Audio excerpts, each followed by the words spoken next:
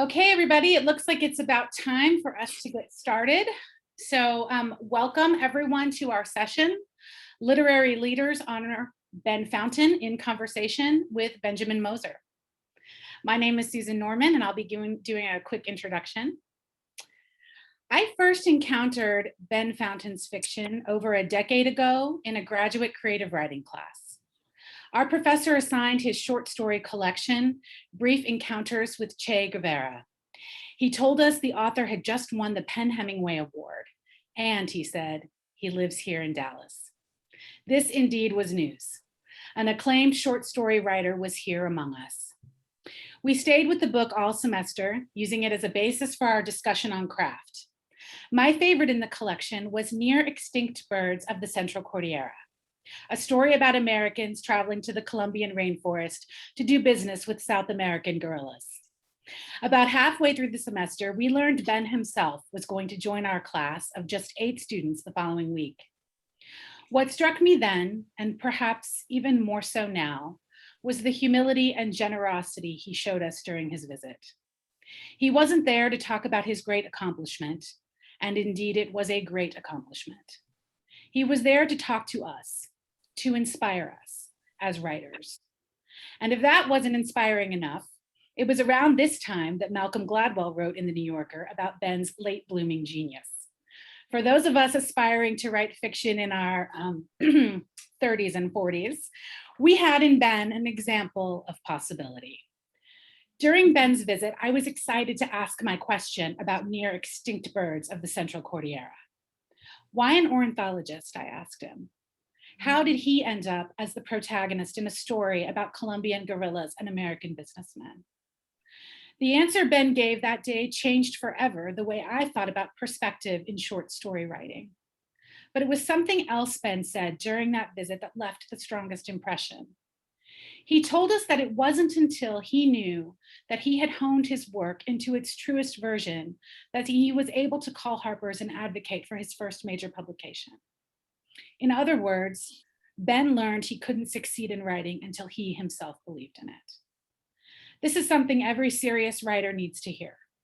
And it was also important to understand that Ben's satisfaction lay on the other side of a pretty high bar. In the years since, what has struck me most about Ben is his fidelity to the Dallas literary community. He attends events at our local independent bookstores. He shows up for Wordspace Dallas and Lit Night Reading Series. He promotes other local writers like Merritt Tierce and Sandaria Faye and contributes work to D Magazine. In all these endeavors, Ben continues to inspire an extended literary community. Dallas is indeed a literary city, and it is in no small part due to the generosity and example of Ben Fountain. The Dallas Literary Festival, presented by SMU, would like to officially recognize Ben Fountain for his contribution to the literary arts in our community. Thank you, Ben. Thank you, Susan. Yes. Thank you very much. Sure. Ben Fountain grew up in eastern North Carolina, tobacco country, and arrived in Dallas in 1983 to practice law, and has been here ever since. Ben Fountain's most recent book is Beautiful Country, Burn Again, Democracy, Rebellion, and Revolution, a Narrative with History of the 2016 presidential election. He is also the author of the novel Billy Lynn's Long Halftime Walk, which was adapted for film by 3-time Oscar winner Ang Lee, and the short story collection Brief Encounters with Che Guevara. He is the winner of a National Book Critics Circle Award, the Hemingway Award, and a Whiting Writers Award, and was a finalist for the National Book Award. His novel, The Jacmel Wreck, will appear in 2022. He'll be speaking today with Benjamin Moser. Benjamin Moser was born in Houston. He is the author of Why This World, a biography of Clarice Lispector, a finalist for the National Book Critics Circle Award, and a New York Times Notable Book of 2009. For his work bringing Clarice Lispector to international prominence, he received Brazil's first state prize for cultural diplomacy. He won a Guggenheim Fellowship in 2017, and his latest book, Sontag, Her Life and Work, won the Pulitzer Prize. It is my pleasure to introduce Ben Fountain and Benjamin Moser. Thank you, Susan. Great to be here. Yeah, and it's great to be talking with you, Ben. And I just want to say thank you to Sandaria. Sandaria is a phenom. I met her about 12 years ago, and every year that I know her, she blows my mind on a monthly basis. I mean, Sandaria, hats off to you for putting together, this extraordinary festival. It is a real heavyweight lineup. So, and as I urged you in an email this week, after the festival is over, I hope you find a nice, quiet place where you can go off and finish your novel. Thank you, Ben, so much. It's great to be here. Ben, the last time I was in Dallas, which feels like 100,000 years ago, we were at the museum and the roles were reversed. You were asking me questions, and now I'm going to try to do as well as you did that night, which it's the last time I saw my parents. It's been how many months? I don't know. It feels like a long time. But we were, Susan, you mentioned that Ben's just finished this new novel, which, as I understand, is a big whopper of a book, which I always think, every writer should try to do it once, something, huge. And you're now revising it. And so I want to just ask you about something else that Susan mentioned, which is that you don't send your stuff in until it's done. You know when it's done. But I feel like for a lot of writers, that might sound easier than it is. Like, how do you know when it's done, and what are you doing now? Tell us about this new book and how you're revising it. Well, it's never done. It can always be made better, but if you do this kind of work for a while, for a certain number of years, hopefully you develop instincts and some kind of critical facility that you can bring to your own work. And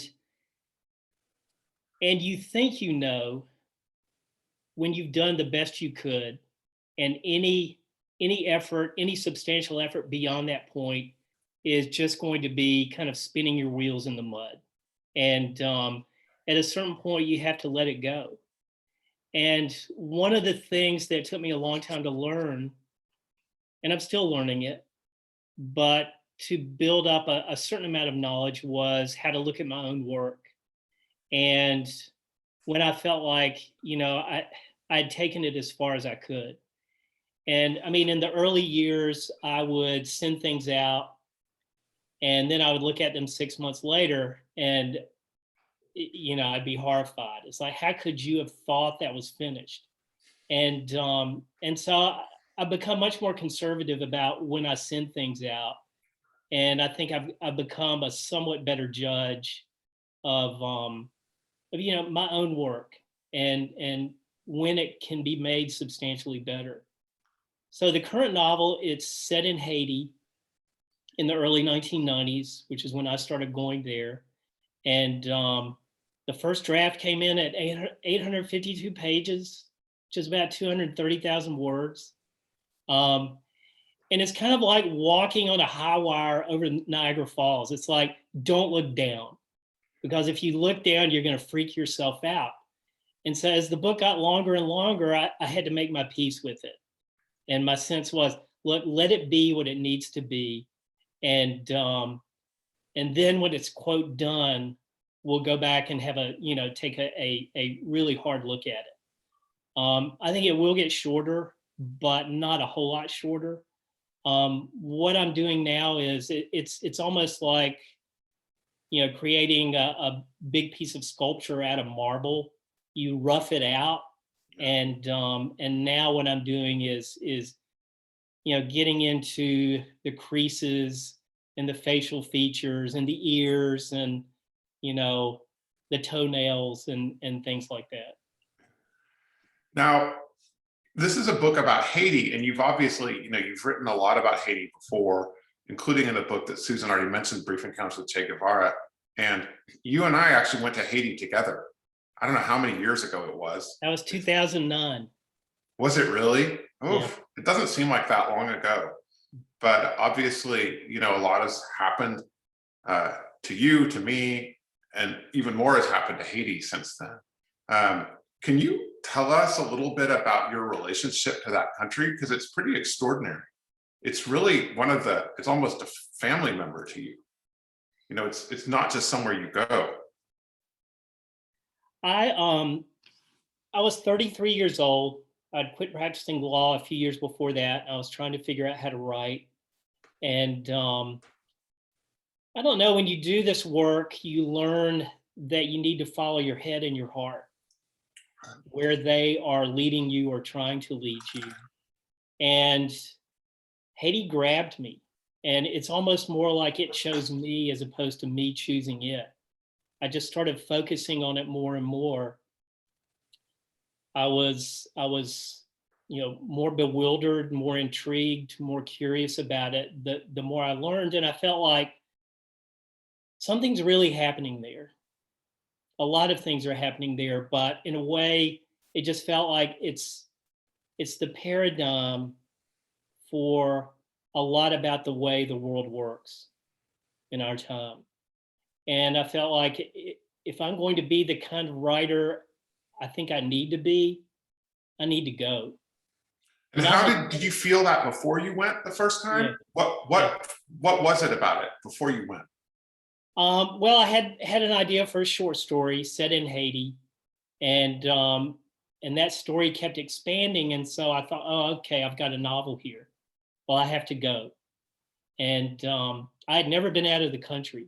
I was 33 years old, and I had a little bit of French from college, and so I went. I showed up, and I didn't know a soul there. I knew one place to go to, and that was the Olafson Hotel. And so I got off the plane and told the cab driver Olafson, and so he took me there. And I stayed about a week that first trip. And I think in a way I was looking for a shock to my system. I mean, I had led this white male, middle class, very straight arrow life for 33 years. And I needed something that would challenge me, that would test me down to my core, like everything about me, all my assumptions, where I lived, the comforts I had, the privileges I had. I needed to go out there and engage as much as I could with this other reality. And so I started going. And I've probably made 50 or 60 trips there by now. And it's like I could never stop going at this point. I mean, I haven't been in a few years just because insecurity is so bad there. But it's very much a part of my life, ongoing. Well, it's really funny because I've been privileged to know you both there and back home in Dallas. And it's hard to imagine. I think if you haven't been to Haiti, it's hard to imagine what an extreme place it is. It's not like, people in Texas who go to Mexico or maybe somewhere in the Caribbean. It's really much more extreme than anything you can imagine. And you come back every time to this very normal middle class American life. Is that, and yet, I mean, I think the fascinating thing for me about Haiti when I went there just that one time with you is how close it is. It's like 45 minutes from Orlando, right? I mean, it's Miami, like, yeah. Miami, I mean, it's so close and you can't believe that you're in this time capsule. I mean, what's it like for you? What does Dallas look like to you when you step off the plane from Port-au-Prince? Well, it's in a material way, it's a relief. Yeah. I mean, life is much easier for many of us in the United States than it would be other places. I mean, when I finally made it to Europe at the age of 49, I was walking around London thinking, wow, this is really easy. Because I was used to Haiti with, the language difference and just, the disastrous infrastructure where everything takes so much effort to do. And I think about this a lot in the new novel. There's a lot of this kind of thinking and experience that gets on the page. And that is, I think for most of us to get any real thinking, any real head work done, we need routine. We need that bourgeois routine. Even the radical thinkers, the most radical thinkers, like Frantz Fanon, I mean, they needed a routine to get their work done. And there are some people who work well amid chaos, but for me to make any headway on a novel or short stories or any kind of writing, I pretty much need, quiet and a routine. And so for me, it's all part of this. It's really all part of the same thing. Well, it's interesting that a lot of writers also at the same time, I think a lot of people need that jolt. I think it might be why a lot of writers drink or have problems with drugs. A lot, this is very common with artists. You need that stability, but you also need that kind of, you can't have too much of it or you kind of go nuts because you're in your head all the time. I mean, when you get off the plane at DFW, how long is Haiti in your head? Because sometimes you travel, it takes a few days and you still kind of think, oh, they're speaking English, is that a permanent state with you? I see your Haitian paintings behind you on the walls. There's never been like this problem with, adjusting to a different pressure, atmospheric pressure. It all feels weirdly seamless to me. And so I can't say I've ever, going to Haiti, it's always a bit of a shock. Like the first day or two, it's like you have to get into a faster rhythm because much more is coming at you. It's, from a sensory standpoint, it's more happens in Haiti in a day than in a month in North Dallas. And so you kind of have to adjust to that sensory overload. But other than that, it feels all more or less the same to me. Well, one of the things that the festival is positing for us, I think it's the theme that Santeria has put in the PR stuff is Dallas a literary city? And I think it's one of the things that struck me so much in Haiti. And again, the paintings are reminding me to ask you this, but it's just how much creativity there is there. In a place with absolutely no material anything. And yet the music, the art, the religion, the just fascinating culture that exists there. Do you think that, when you're on the freeway going from the Anatole to the Galleria, like in your Lexus, does that stultify us as much as it comforts us? Do you think people in America are anesthetized by the extreme material comfort that we have compared to most people in the world? It doesn't have to be that way. Yeah. Material comfort it's a great thing. It's great to, have, be able to eat every day, to be able to shower every day, et cetera, et cetera. Being poor sucks. Yeah. And it's hard. It's hard on the body. It's hard on the mind. I think, that the anesthetization, to the extent that it's happening, I think it has more to do with our culture, what passes for mainstream culture than material comforts. So much about our culture, it numbs us out and dumbs us down by design. I think it's easier to sell people things, whether it's a political agenda or material stuff, or the idea that you have to be on Facebook and Instagram to be part of the culture. I think one way or another, it's mostly people trying to sell us stuff. And I think it's insidious and it's ubiquitous. And I think that has more to do with do with it than material culture. Well, what do you think that a place like Dallas, if we're thinking about a literary culture and trying to create it and fortify it, and people have mentioned, how much you've done and how much the festival has done, Sanderia's done to make Dallas more of a place that's not just about material stuff. What do you think a place like Dallas can learn from Haiti?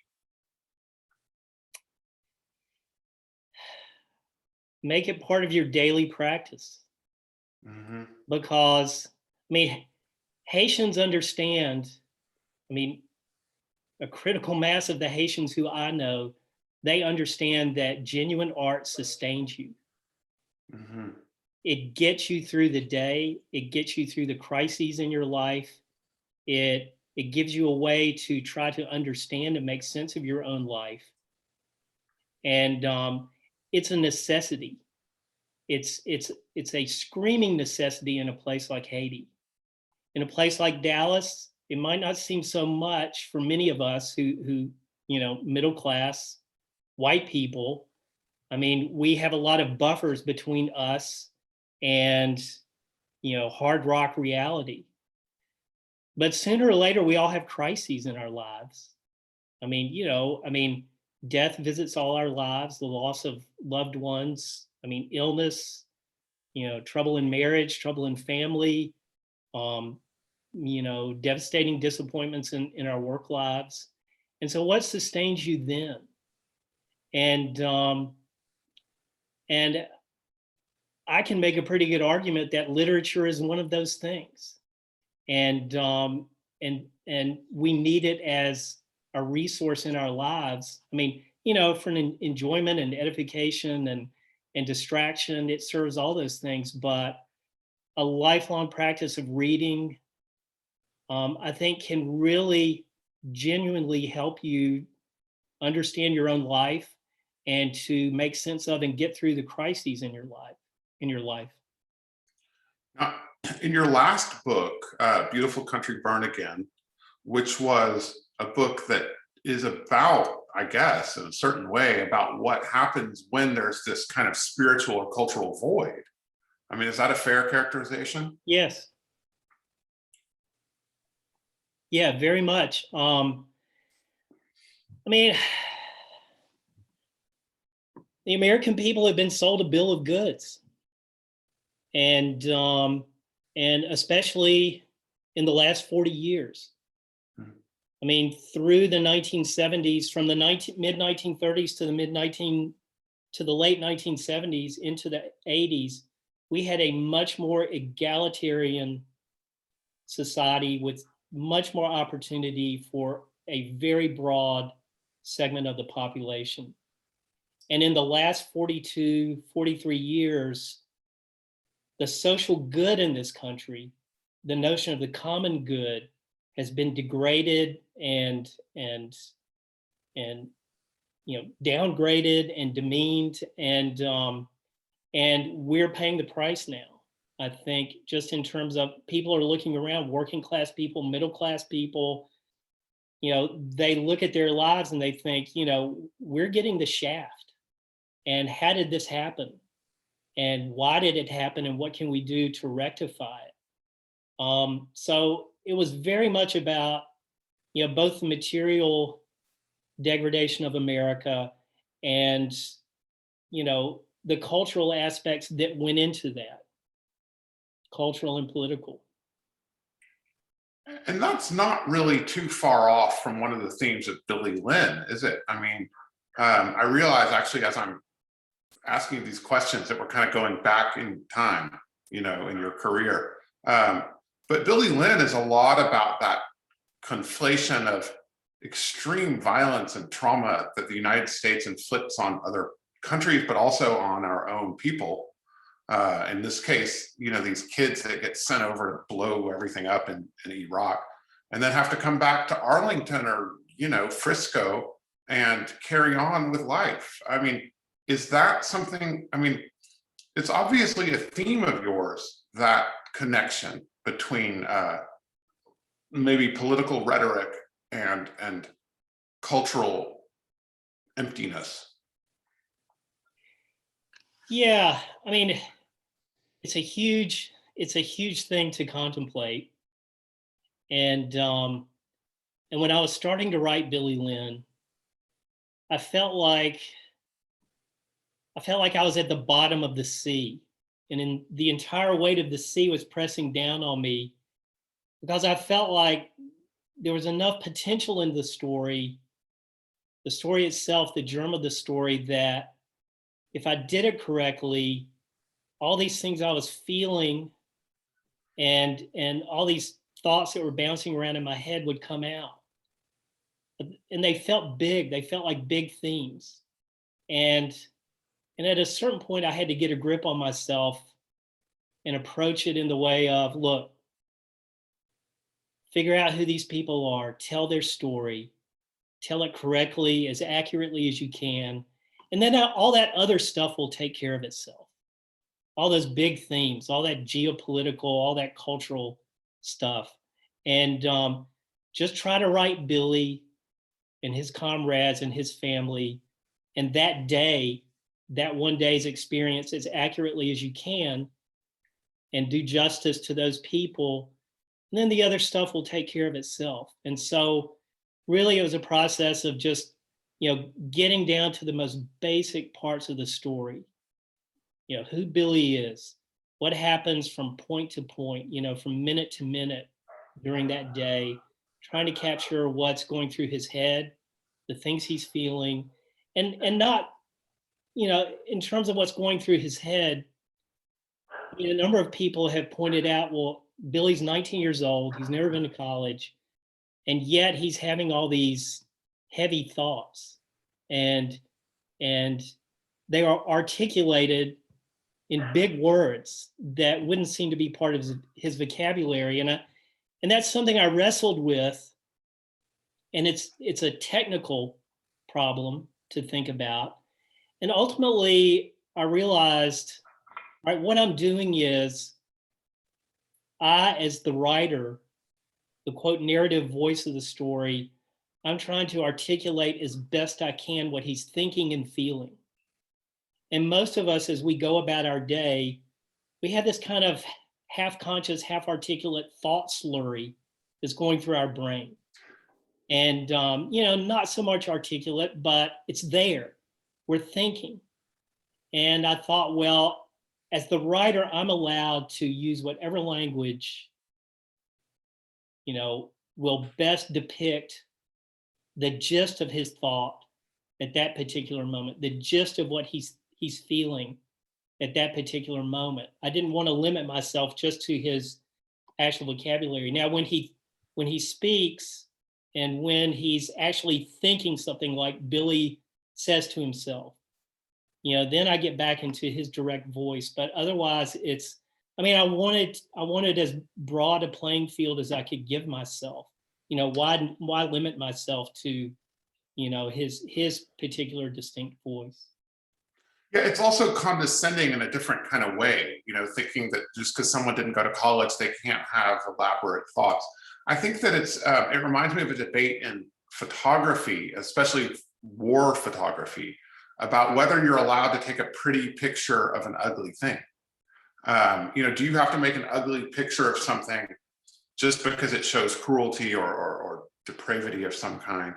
And I always wonder about that, because I would say, no, make as good a picture as you can. And I wonder, like, having written that book and then having had all the praise and all the acclaim that you got all over the world for it, and then having this film made of it, do you feel that ocean that was on top of you, is it still on top of you? Did you get out? I did get out. I wrote myself out. Mm-hmm. Phrase by phrase, line by line, sentence by sentence, paragraph by paragraph. It was almost like I was very slowly thinning my way toward the surface. And again, the mantra was, write the story, figure out who these people are, try to do justice to them and to each particular moment in their experience. And, with all the layers that experience consists of, past, present, future, speculation. We can't capture all that on the page, but I think if we're doing it correctly, we can come some, constructive distance toward that.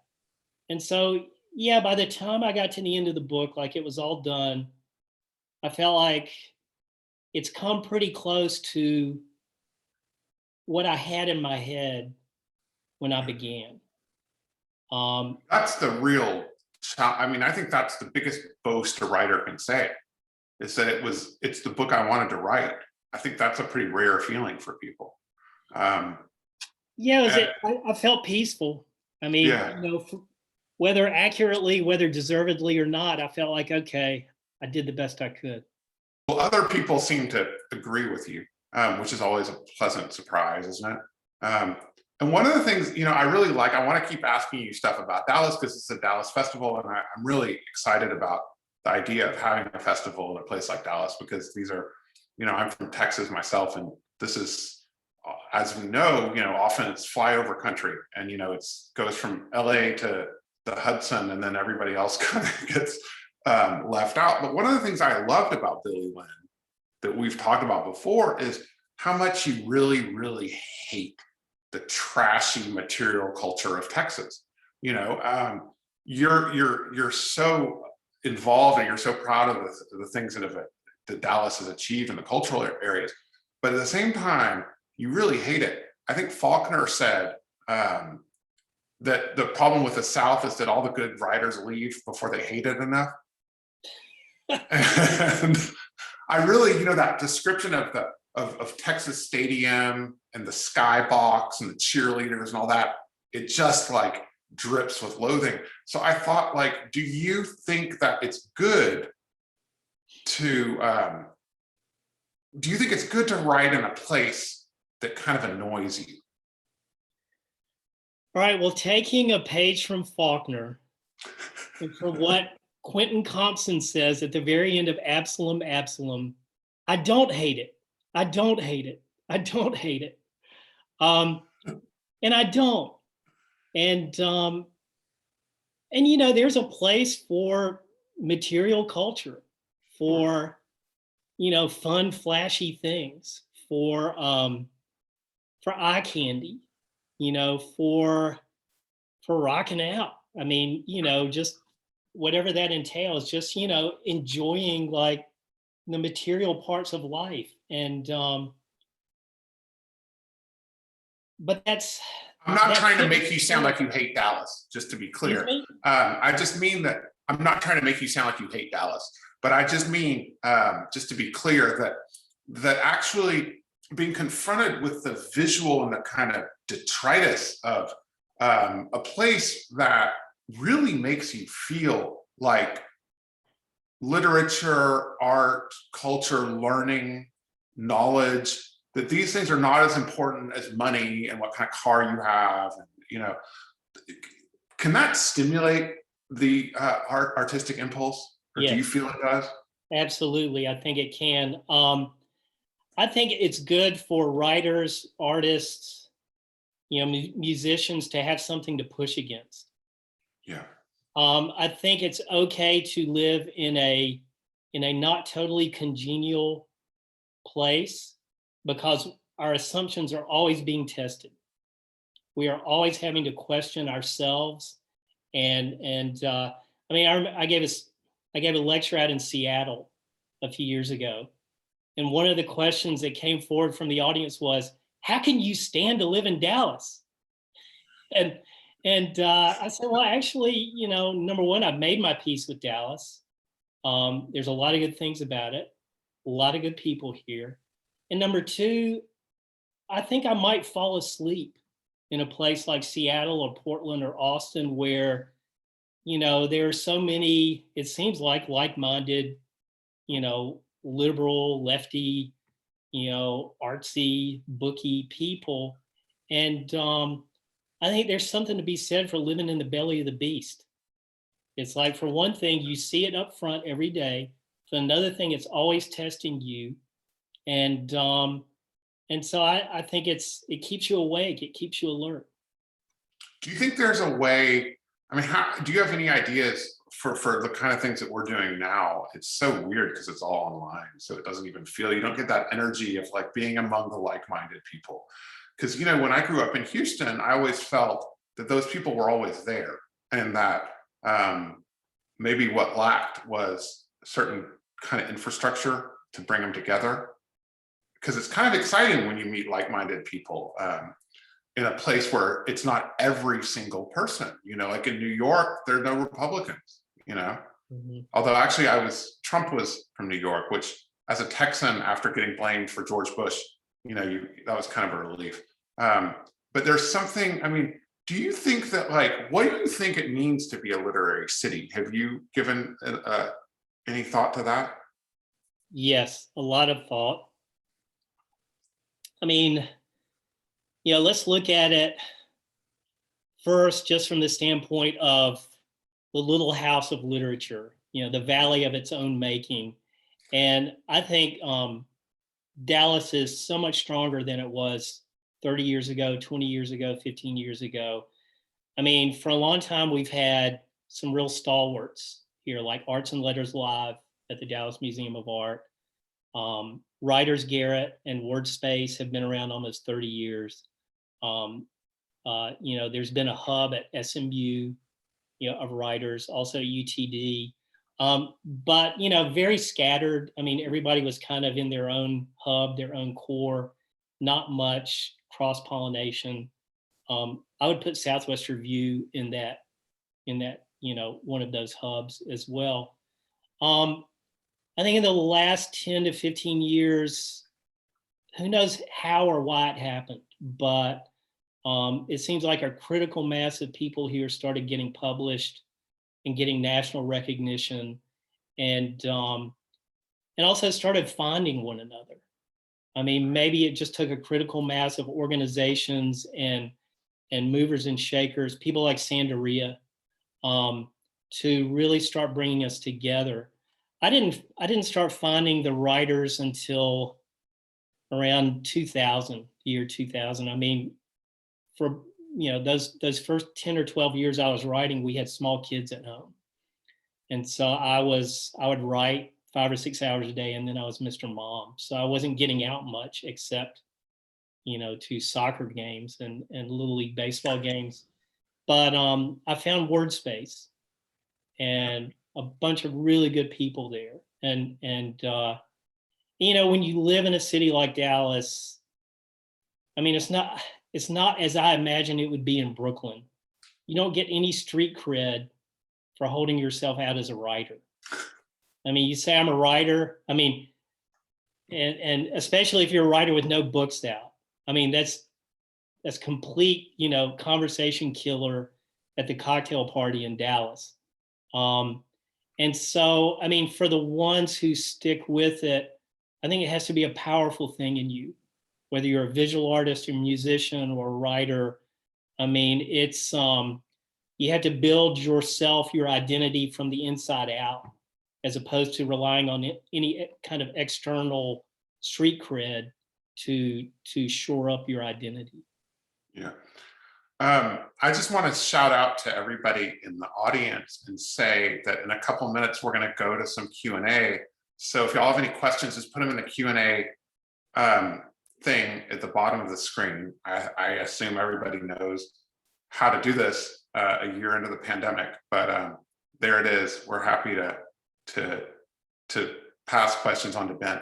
So, you know, it's true. I think when you say you're a writer who hasn't published anything, that's almost every person in Brooklyn.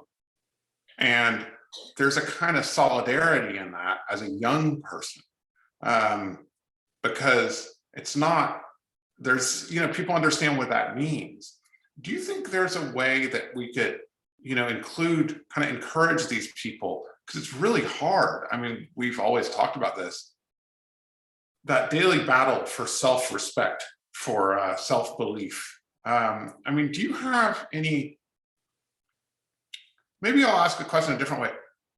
When should you give up? When should you just say, fuck it, I'm a disaster, I should go back to law school? It's the existential question that as a writer, you are going to be faced with so often, so intensely, especially in those years when you're trying to figure out how to write. The first 3 or 4 years I was writing, I was awful. And I knew it. I hated everything I wrote. It really was bad. And I don't know why I kept going, except this sense, this hope, this instinct that if you keep writing, you might get better. And how do you get better, though, when you don't know how to write? Well, the only way you get better is by writing, even if you don't know how to. Well, that's why writers drink. That's why we go crazy.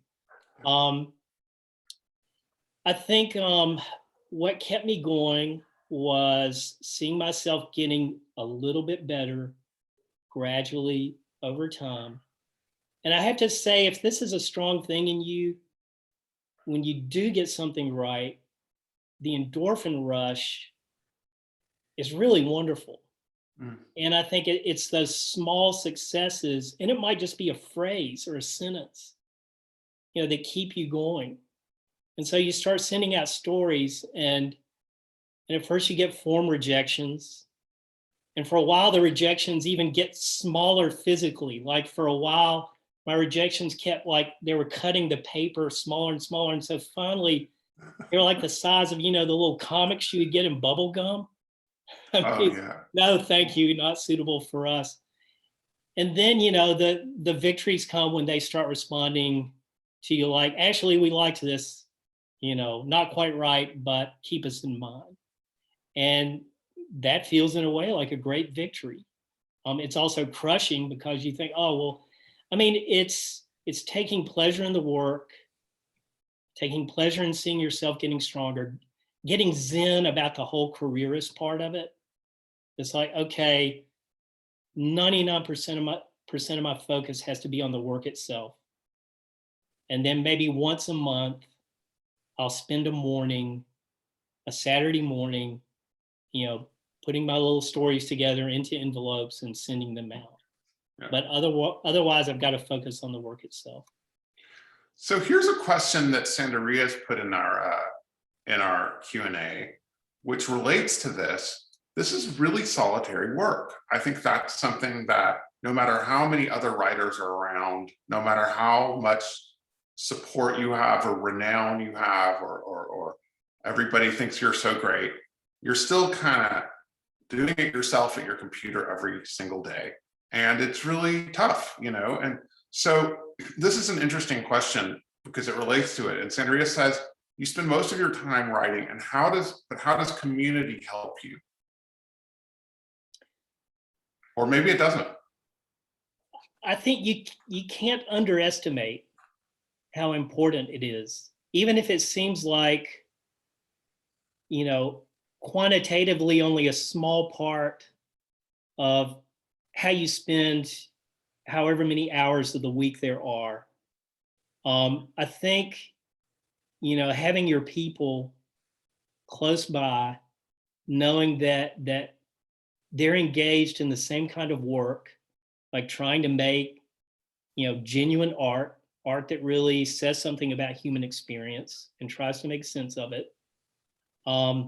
Knowing your people are around and that actually you can pick up the phone. And when it's not a pandemic, you can get together. Yeah.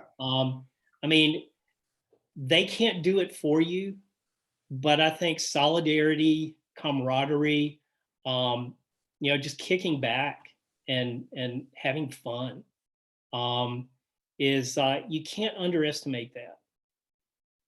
Yeah, and I'd like to add that I think a lot of, for me, a lot of what community is doesn't necessarily have to be writers or artists. A lot of it can be just nice people that you like to hang out with and that take you away from all that, Yeah. Here's another question from Diane, who says, what do you feel is the most important thing Dallas is missing as a literary city?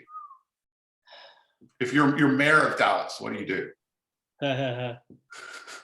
Well, this is part of being a literary city. All right. I mean, you've got the obvious things like good independent bookstores. We've got those. We've got great independent bookstores. We've got Arts and Letters Live. We've got a number of literary organizations. We've got Lit Night that Sandaria started. We've got a lot going for us in terms of literature itself. But, you know, let's widen the focus some and like, do we have a good education system? Like a top flight education system that is educating younger generations to be like literate in the deepest sense. They know how to read. They know how to think about their lives. They know how to, you know, they have the tools to make sense of their experience, which I think all those things are literary things, you know, defined broadly. And so you look at the school system, and I think, you know, this is not an original observation. I think, you know, Dallas public schools have real problems. In a way, it's an ugly business. I mean, it's a business and it's ugly. There are some good things that happen, but I think a lot of damage gets done, and a lot of lives get ruined, or let's put it this way, a lot of literary careers are nipped in the bud. Yeah. And readers as well. Excuse me? You know, and readers. I think that's so important that if you have bad education, nobody knows how to read. And so you can be a great writer, but if nobody's reading you, what's the point, you know? Yeah. We've got a couple more minutes left. If people want to add any other questions, jump on in here in the Q&A.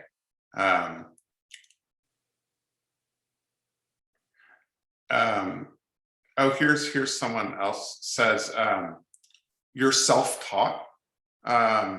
There's some worry about MFA programs turning out homogenous work. How do you feel about MFA programs to train writers? You know, I've come around on MFA programs. We have graduate schools for everything else in this culture. We've got, you know, masters of business administration, master of, you know, everything out the wazoo. So why not a graduate school for clear seeing, clear thinking, clear expression? Those are all very important things in a society. They're essential things, actually. And so why not have graduate schools for those things? I wouldn't worry too much about homogenization in the long term. I think, and a lot depends on the writer / student. If you go into a program with your head screwed on correctly, and that is, all right, I get 2 or 3 years to work on my writing. And I'm not going to get too bent out of shape about the whole careerist aspect of it. What I get is time and space. And you've got to come out debt free. I think any MFA program that's putting its students into debt should shut down like now, because what a tremendous handicap to try to write and have debt over your head. You can't do it. It's hard enough just to get by day to day. So, and, you know, and I think for people for whom writing, it's a powerful thing, whatever kind of leveling or homogenization goes on in those 2 or 3 years they're in an MFA program, if the force is strong in them, that falls away as they continue to work and they find their own way. We've got a couple more questions. Do we have another couple minutes, or should we? No. Okay, we're going to wrap it Sandaria is up. saying no, and Susan is saying yes. So let's go with Susan. Okay, here. So I'll rapid fire. What's your favorite Dallas spot you'd like to write about? Well, my formerly favorite spot got imploded in 2011, and that was Texas Stadium. It's no longer. You wrote about it. Say what? You did write about it. Yeah, Texas Stadium. Yeah. Okay, one more. If you were superintendent of DISD, God forbid, what would you initiate to encourage readers and writers? I would double teacher salaries and cut classroom size in half. All right, I think That would that's the last word. Back over to you, Susan Santeria. Yes, okay. Thank you. Oh my goodness. Thank you so much to Ben Fountain and to Benjamin Moser. What a great conversation. We are so honored to have you both with us. So I wanted to talk to all of our participants. Thank you so much for being here today. Just letting you know what's coming up next. At 1 o'clock, we have Adapting Books for Film and Television. Booker T. Madison will be in conversation with screenwriter Jeffrey Fletcher, who wrote the screenplay for Precious, based on the novel Push by Sapphire. Also at 1 o'clock, so we have some simultaneous sessions. We have a session about recording audiobooks. At 2 o'clock, we have two sessions. One is with our incumbent poet laureate, Joy Harjo. That's at 2 o'clock. And at 2 o'clock, we also have Reading the World, How to Read More Inclusively from a Global Literary Canon. So please continue to tune in for the rest of this weekend. Thank you again to our executive director, Santeria Faye. Thank you again to Benjamin Moser and Ben Fountain. It's been a wonderful conversation, and thank you so much. Thanks so much. everybody. Thank you, Ben. Thank you. All right.